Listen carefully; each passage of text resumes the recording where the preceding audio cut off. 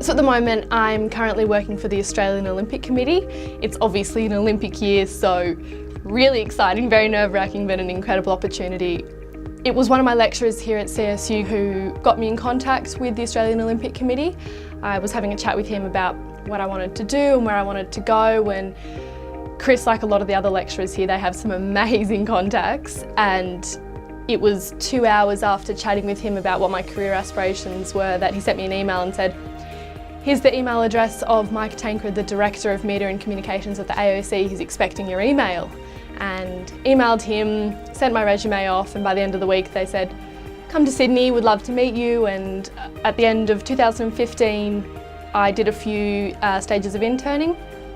And then it was in December 2015 where they said, "Look, a position's come up for next year, 2 days a week to work with our social media team, and it's yours if you want it." And so ever since February this year, I've been working at the Australian Olympic Committee doing 2 days a week. My major role over the Games is going to be keeping everyone in Australia informed about what is happening in Rio. So although they might not be in South America, they don't feel like they're missing out on anything. So actually meeting some of the athletes has been absolutely incredible. I've gone to sessions where athletes are learning about the Rio Games, and at those sessions I've managed to interview them, have a chat with them, run them through the AOC social media plan for the Games, and that's definitely been a highlight for me. Back in the Sydney office, I spend a lot of time updating social media and their website content. So Facebook, Twitter and Instagram are massive mediums now in the journalism world. At CSU we're taught a lot about digital media, and being able to use that then in a real life situation at the AOC while I'm interning is fantastic. Obviously a little bit nerve-wracking when I'm sending out a tweet to 20,000 followers or a Facebook message to I think it's 100,000 followers, but to know that that's me behind that is really, really exciting.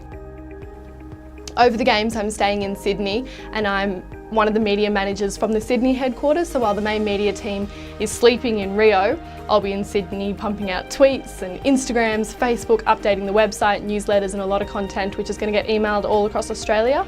A lot of my job involves writing athlete profiles, updating website content. I've interviewed a few athletes, wrote articles about them that have been published on the AOC website. It's pretty exciting to see my name down the bottom on a national website. Interacting with the athletes and the coaches and the media team behind the Games, it has opened my eyes to what goes into an Olympic Games.